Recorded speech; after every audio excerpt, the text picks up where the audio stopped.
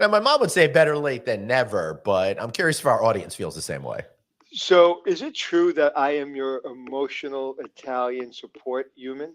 Yes, and I'm allowed to travel with you on planes because of it, so that's exciting. I'm Anthony. Welcome to No Vacancy Live. That's my friend Glenn. You're watching the #1 show in hospitality.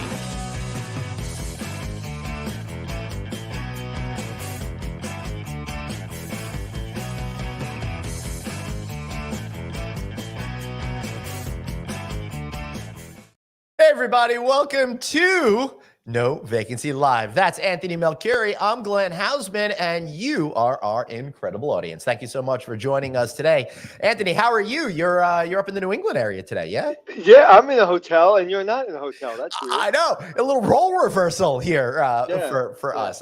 I have a wonderful company I work with, Colin, out of the Boston area, and we're doing some line employee to supervisor training. Like, what's the next level? How do you get there? And I love when companies do that, and they have a great program, and I'm just kind of tagging along for the ride, and maybe I'll add a little bit of value. That's cool. That's really that's an exciting program for people to get involved in. I really think it speaks to our larger mission here and getting people excited about the hospitality business. Yeah, there's a section in the planning, in the teaching, is about speaking to different generations and how you speak to different generations. And the last class, I wasn't in it, but I heard they were all really excited about that, about really how different generations relate to customer service and what their needs are. So, who's teaching that? Nobody's teaching that. No, nobody is. That's one of those things that you really do need to learn, but you don't realize you kind of need to learn them and stuff like that. Yeah. All right. Listen, I learned a long time ago. I give you a bagel, I give you a pillow, and I leave you alone. All right, so I know Halloween is coming up next week, and there were lots of scary things in the air, but hopefully one thing that won't be scary is predictions for 2024. That's why we have with us today Jan Freitag over at CoStar. Welcome back. How are you? Thank you for having me back, gentlemen. Appreciate the time this morning. All is well over here in Dataland. How are you guys doing? We are doing great. Well, I'm not going to speak for Anthony. I'm doing great because we've got a great guest today. I'm doing great because I'm on with you two gentlemen. And there's nothing I like more than forecasting numbers for the next year. Exactly. I'm a geek. I'm a geek when it comes to that. So I love it. All right. So we're gonna have some slides today. So for you folks out there that are listening to the audio version of this, I will do my best to get those slides on the show notes so you can click through and take a look at them. If not, we're gonna do a lot of word pictures so you can understand them without those kind of visuals. But yeah, before we get into the slide portion of it, where are we today? How are you feeling? What are your big overarching observations right now? So life's pretty good, right? We've went through the last 3 years were crazy, specifically on the data side, up 50%, down 30, sideways 20, like super hard to parse.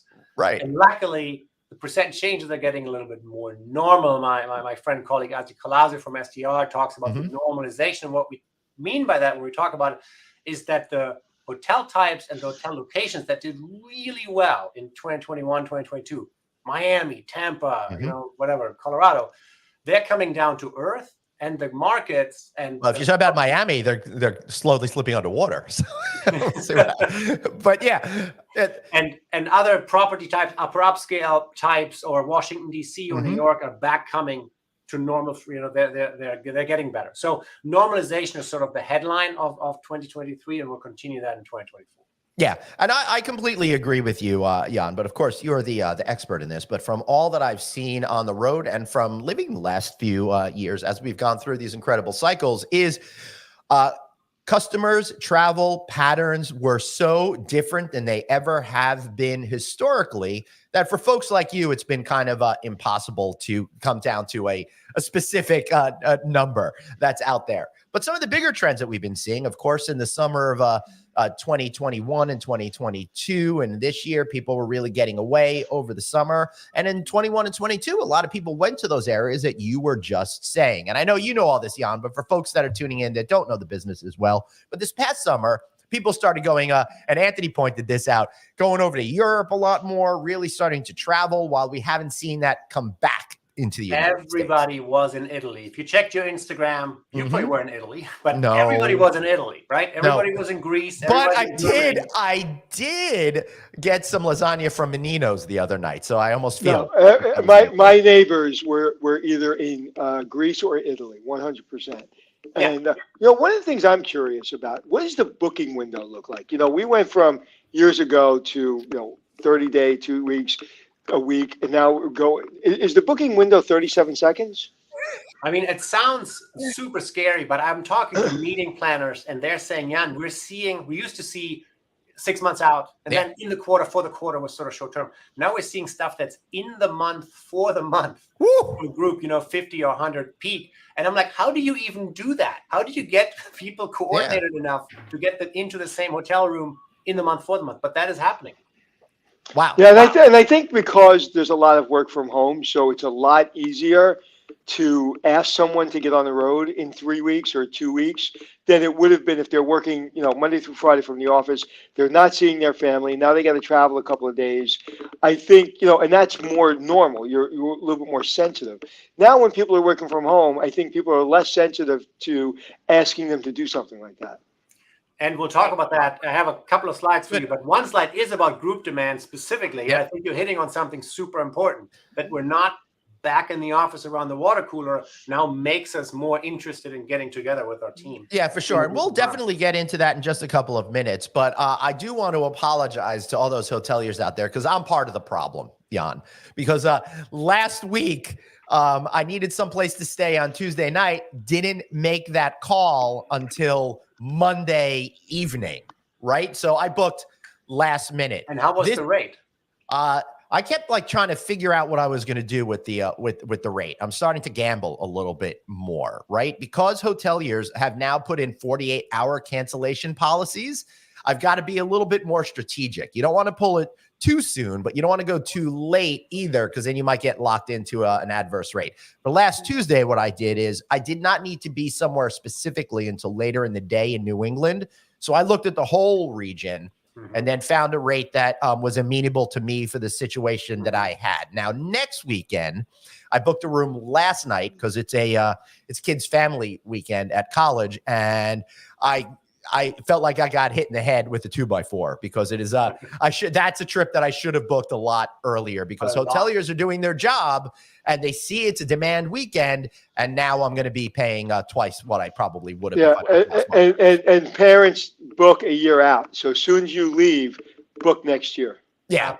Yeah, exactly. All right. So that's kind of how I'm seeing things, and people like me are messing it up. So before we get into the specific numbers in your slides, how are hoteliers now dealing with this anxiety of bookings coming in even closer and closer and closer to the stay date in ways that we've never really seen before, Jan?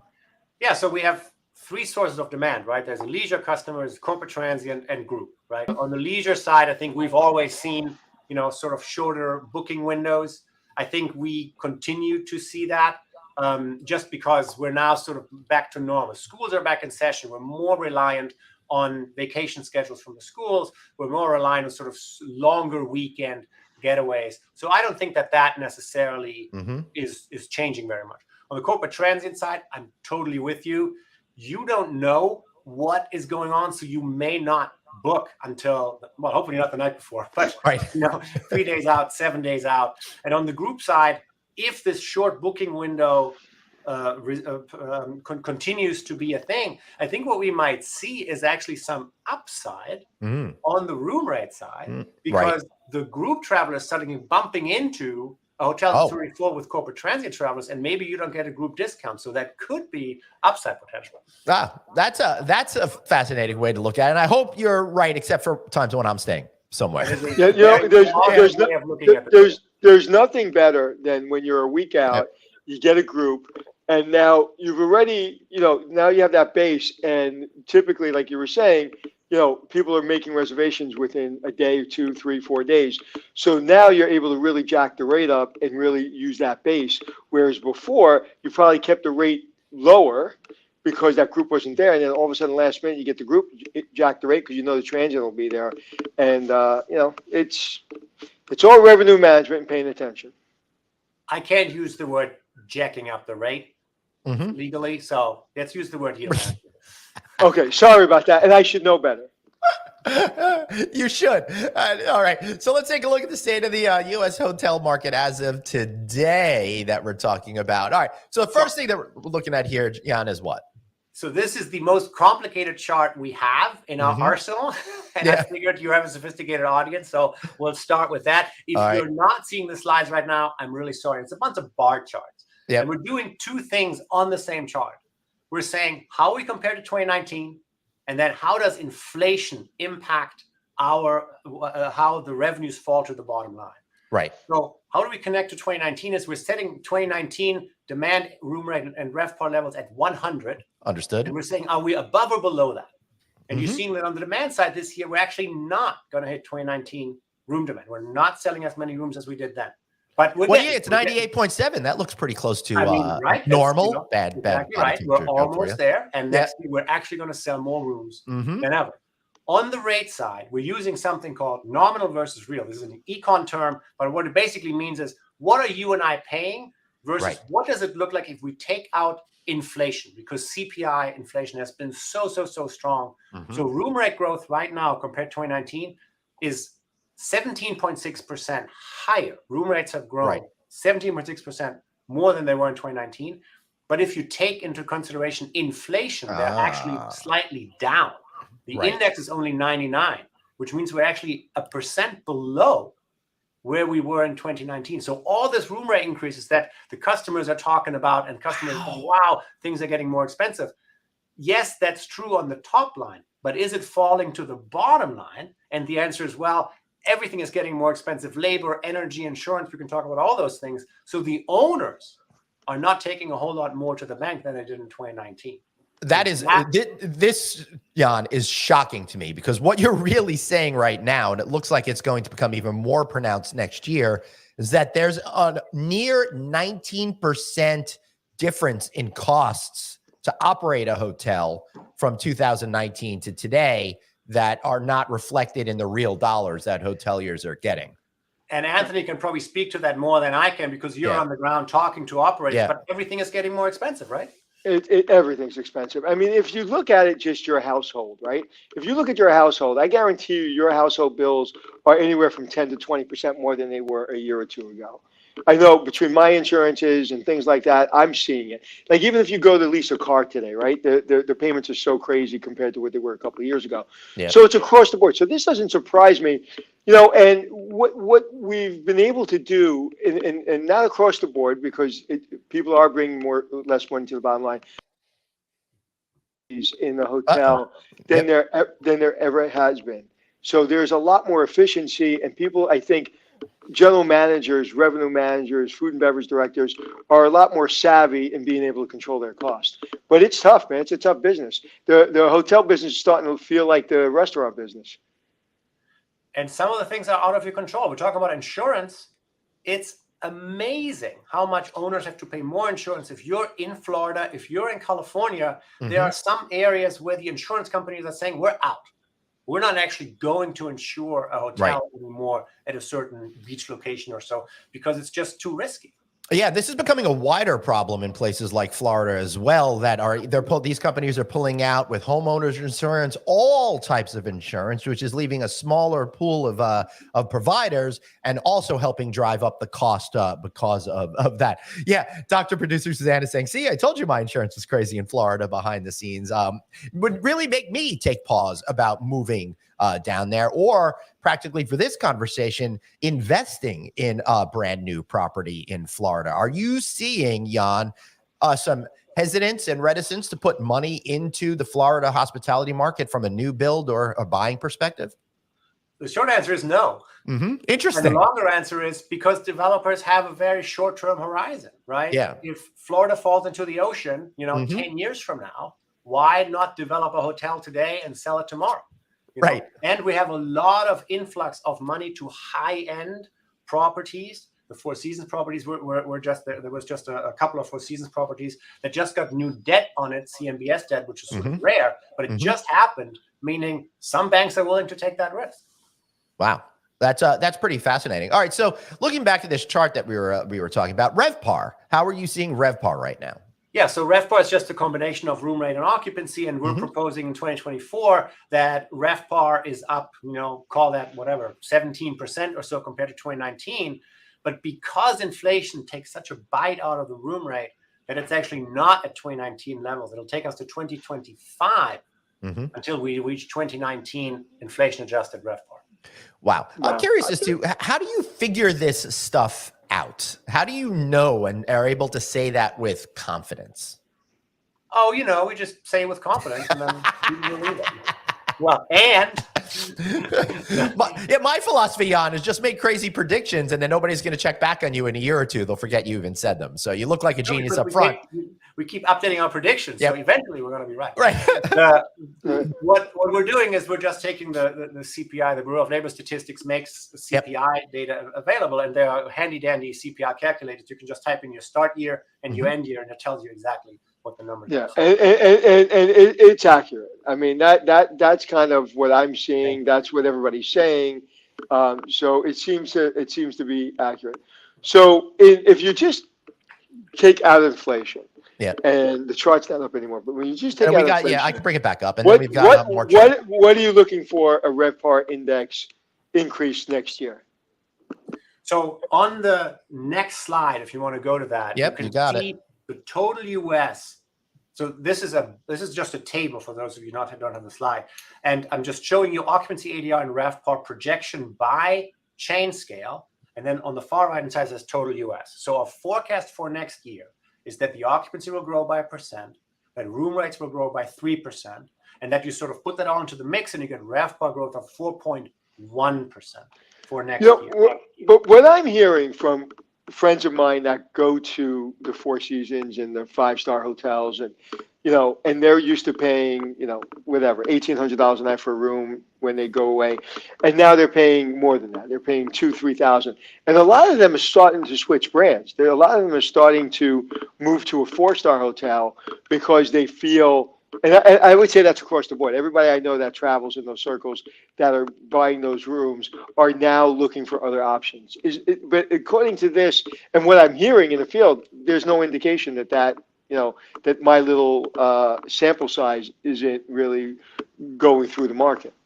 I have not seen the room rate increases on the luxury side have actually subsided, because this summer everybody went to Europe because they could. Right. We've seen some softness on the luxury ADR side, and there is, if we have 3 minutes, I can give you a more detailed explanation about. So this is coming from the Marriott second quarter earnings call, where the CFO, Ms. Olberg, said, "Hey, we are seeing softness on the luxury side.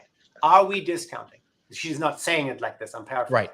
And the answer is no, because what we're doing is we're selling fewer high-end resort rooms and we're selling more high-end urban rooms. And so our mix is changing. The urban luxury hotels are a little bit cheaper, less expensive than the luxury resort. You start $2,000-$3,000 or so. So as we're shifting our mix, the math dictates that the room rates are coming down. This is not discounting. It's just a shift in what kind of rooms we are selling. And yes, we're seeing more people coming to downtown areas, more corporate transient back, more incentive groups coming back. And that means that luxury ADRs are softening. So I'm not sure I totally subscribe to your friends, lucky as they are that they could spend $3,000 on a room. But we're not seeing a whole lot of that. Yeah, there are probably individual properties that are still driving rate up, but for the nation, for the national picture, it looks like there's softness on the luxury side. And is the RevPAR growth for Vegas 800%? Yeah, something like that. For the weekend of November 17th, it will be. Vegas is it's very, very healthy. You have strong leisure, you have strong group, some corporate transit, but the group piece and the leisure piece are just off the chains. And we're talking about group in a minute. Vegas is obviously a main beneficiary of people wanting to get together. Yeah, my overall concern is, Jan, that prices are becoming so expensive that people are going to start saying, maybe I won't take that trip, or maybe I won't do those things. And I'm hearing that particularly with Las Vegas. No matter how great it is, people are starting to feel like the nickel and diming with everything, combined with the fact that you need to pay like $20, $25 for a cocktail and all of this kind of stuff, is starting to add up in a real way. Are you afraid that sort of thing is going to happen to the general hospitality business? I mean, Glenn, I think after the third cocktail, you just keep ordering, right? No, I just try to use someone else's expense account. I think you're talking about the way I hear you, you're talking about something called total cost of travel. Yes, it's correct. Not just the room, it's the airfare. Yeah. And the airfare is so expensive. It's the getting to the hotel, in the cab, in the Uber. It's then the food, it's the beverage part. Yep. Like all of this together will make some leisure travelers say, maybe we don't do 4 trips, maybe we just do 3, Right. Or maybe, as Anthony said, maybe I used to be a 4-star customer, maybe I'm being a 3.5-star customer now, and I'm trading down. But when it comes to group demand, you're kind of locked in, and more people want to meet than ever, and they want to come to Las Vegas. So let's talk about how group demand has been a success story, according to your next slide. I'm very, very bullish on group. What I'm showing here is just all the way back to 2019 by month, the total number of group rooms sold. Jan, could I ask you a question before we go into describing it? I know this sounds stupid, but could you describe what group means in this context? Yeah, definitely. So STR collects segmentation data from the upper end of the market, luxury and upper upscale type properties. And they're telling us, is the group that they're selling sold in increments of 10 or more, what's called group, or increments between 1 and 9, what's called transient. And this is just the interplay of group versus transient. Here, we're just focusing on the group part. And you're seeing that in September of this year, we sold 8.1 million group rooms. In September of 2019, we sold 8.3 million group rooms. So we're almost there. And I am very, very bullish on group going forward. Anthony, you talked about us not being in the office, but our head of HR, our CEO still have to build culture. And how do you build culture if you're not around the water cooler Monday, Tuesday, Wednesday? Well, you say, guess what? West Coast team, sales meeting in San Diego, in Nashville, whatever. On Tuesday night, we have a nice dinner, Wednesday morning training, Wednesday afternoon team building, Wednesday night, everybody leaves. We had a good time together. And those are group meetings that didn't happen in 2019, 2018, because we had a water cooler, because we were together all the time. Right. And as I remember it, Glenn, we predicted that here on our show. Yeah, we sure did. And we said it so much, and people were like, no, it's never going to happen. But yeah, we knew it was going to happen because we understand human nature. And Jan, and you're pretty smart too. I mean, you're smart guy, you. Don't ever say that about us. I know we'll have a lot to live up to in that case, you'll lose all credibility. Yeah, but it's interesting to me. So that this group thing is really kind of transforming, and you're saying though that people are meeting in groups, but they're doing it closer than ever to the meeting date, right? So how can hoteliers more accurately, in your opinion, I know you focus on the numbers, not the operations, tap into this group that's out there to try to maybe get them to book a little quicker, or at least get their attention before the competition does? So this is a little bit longer logic chain, but what could happen is, because we're not in the office all the time, we don't need all this office space. So right. People are shedding office space, which is a different podcast, but you know what I'm talking about. So then if you want to get people together, where are they going to meet? Well, they're going to meet in your hotel, right? So you need to be in touch with the people who have office, who are leasing the office space around your hotel. If you're downtown, you need to be knocking on doors, going up and down the elevator and saying, hey, you guys, do you need a place to meet? We should be your number one call. So you need to be very proactive in making sure that you are in touch with the people who actually house the meetings that didn't used to need them. Yeah.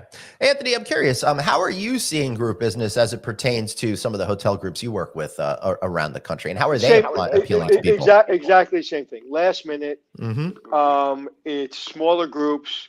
But you know what? They're not rate sensitive as they've been in the past, because they're expecting 30. If they're booking 30 days out, they understand that they may get caught in a rate trap. But again, they may be saving money because they don't have as big an office space, and they're willing to put that back into their group business.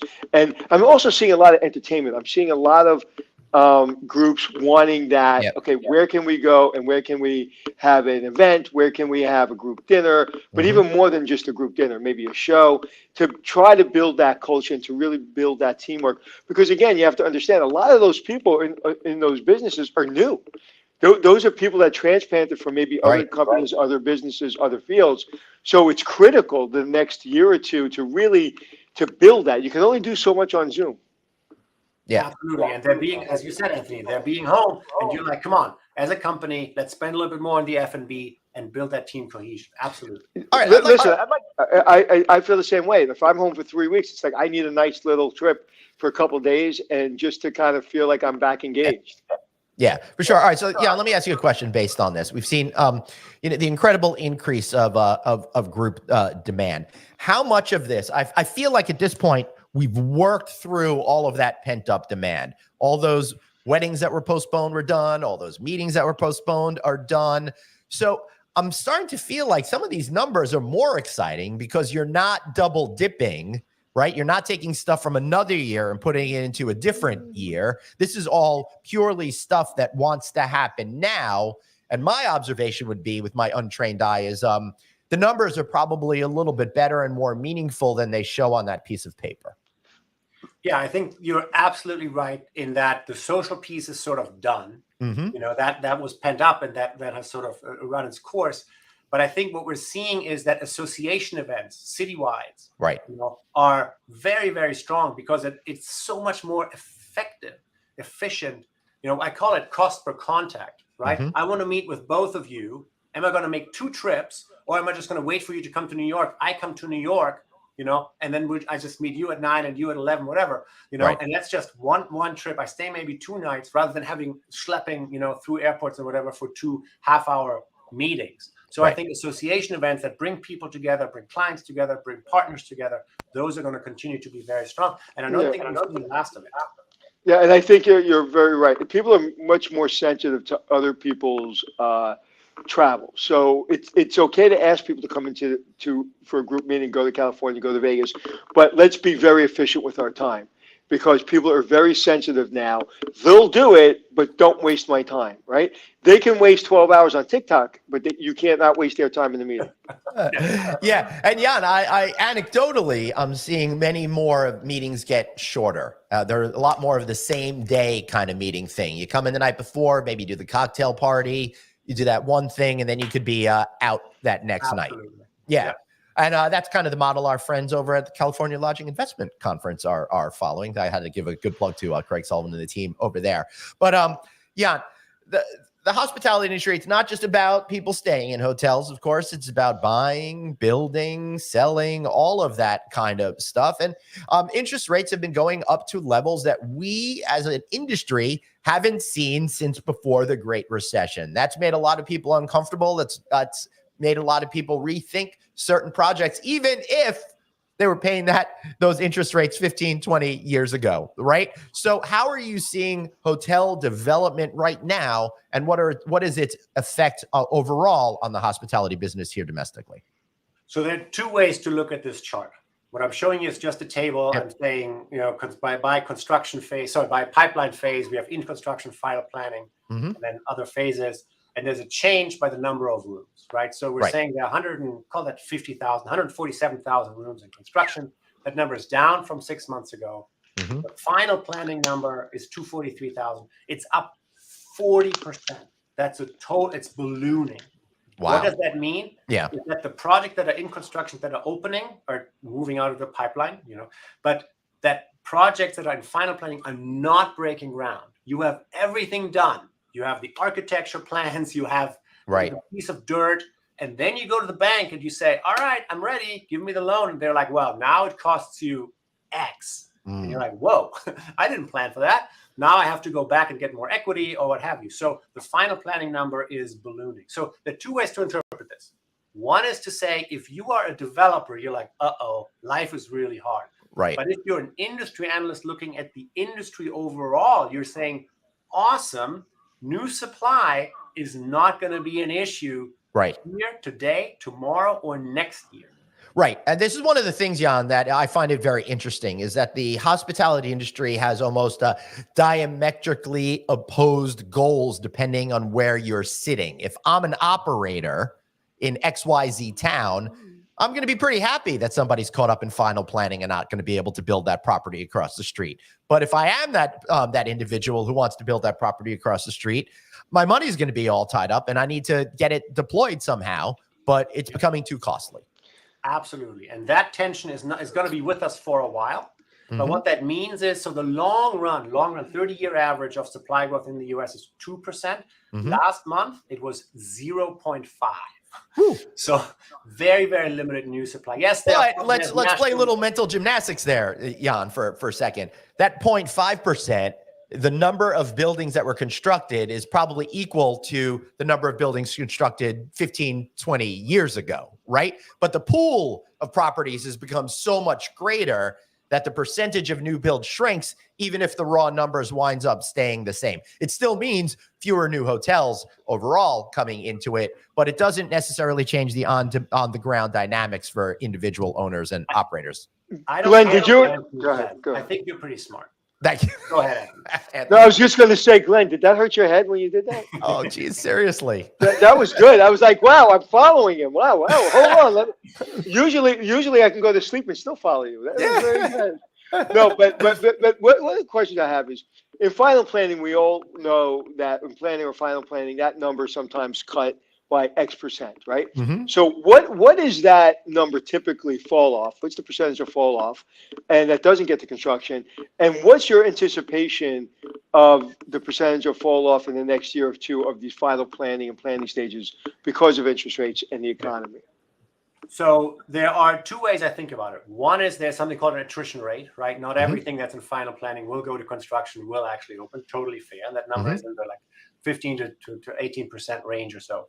But I think people are ready to put shovel in the ground. They just need that financing. And I think they're waiting to hear that interest rates stay stable. Right. Or maybe even decelerate, maybe, end of next year or so. And then they're ready. If they have the wherewithal to just sit for a year, they'll be fine. And those projects will happen. But there will be some owners who are just saying, you know what?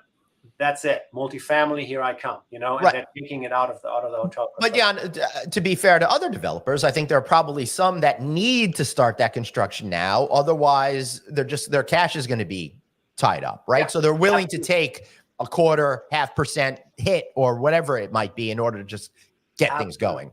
Yeah. Yep.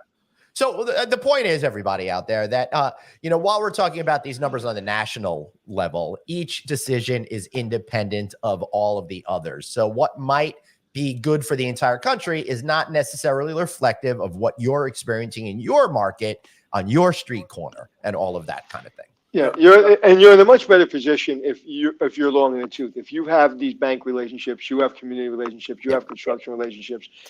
It's never easy to build a hotel, but it's much easier for someone that's just now getting into it, or maybe has two hotels. It's almost impossible with all the restrictions, all the increases in interest, and just like you said before, the cost of doing business. And there used to be, in the last, I'd say 5-10 years, there was some cushion built in, right? And we just kept on going up and up and up. And how many months of growth did we have? There's very little cushion. Even if the interest rates come down, there's a lot less cushion than there used to be. But back to Glenn's point, I'm based in Nashville, and we have cranes everywhere. So there are pockets where this does not hold, and people are like gung ho, let's go. Tampa, Miami, those leisure markets that did so well, they're now seeing a huge influx. But in Nashville, there's a lot of business coming in. There's a lot of development for corporate for the corporate structure. Is that true? And is that why you're seeing more hotels? Oh, absolutely. Amazon HQ3, Oracle is putting their headquarters in here. Wow. We're getting a new football Titan stadium, a domed stadium, one of the largest ones in the nation. So yeah, there's a lot of activity that people want to participate in. And of course, if you've been to downtown, what we call Broadway, between the river and Fifth Avenue, I mean, it's I want to say it's rock and roll. No, it's country, but it's lots of activity, very, very active. Listen, when I'm in Nashville, you got to watch me get through Tootsie's to my stool in the corner. It takes me 30 minutes, but I'm really sneaky to get in there, and I sit at that stool and listen to music. I can sit there for 8 hours. My favorite place in the country. That's really cool. Let me know next time you're in town. I love Jan. Before we wrap up today, how about pulling everything together in a nice little bow for our audience out there? So I didn't start with this, but I need to let you know that the house call from CoStar is a recession. It's a very mild recession. Fourth quarter this year, so we're in it technically, and first quarter next year. But what we're saying is we're going to have RevPAR growth in a recession, which is unheard of. Why is that? Because inflation is a thing, but we are able to adjust our room rates every night. Right. So we think we can ride that. So room rate growth, some room demand growth, supply is not an issue. Pay close attention to groups, even if they're booking very, very short term, because that could help you on the room rate side. And I think overall, life's either good or very good depending on where you are. Well, thank you for just saying what you just said about that we are maybe in a slight recession, but we're going to pull out of it hopefully middle of next year, because I've been a little less optimistic about RevPAR growth for next year based on the feeling of what I'm seeing in the hotel business. I feel like we are in a slight recession. So, but that helps me understand that it's temporary, but we're still having growth because of inflation. I learned something, Glenn. Yes, I know. That's the best. Hey, listen, it's great that you learned something. Hopefully our audience has learned something today. Jan, any final words before we let you go today? You feel free to plug CoStar too. So my colleague and friend Isaac Collazo from STR and myself talk about data once a month for 30 minutes. Yep. A podcast called Tell Me More. Sign up wherever you get your podcasts. Excellent. I love it. And thank you for the good plug. And thank you always for going through this with us. I really appreciate you, Jan. Thanks for having me. All right. Do us a favor. Hang out backstage for just a second while we wrap up. All right. So, Anthony, that was pretty good. I love hearing all of this kind of stuff. Yeah, I feel educated. Yeah. Hey, and if you guys want to get yourselves educated, why not follow us? Download our shows wherever you get your podcasts right after you download Jan's podcast show over there. And then why not watch us here on LinkedIn, here on YouTube, and of course, Facebook. And then all shows are available in perpetuity at novacancynews.com. I want to thank everyone for being here tomorrow. We got another great live show for you. Remember, you've got one life, so blaze on, and be kind to yourself. see you all later. Was that a fast 38 minutes?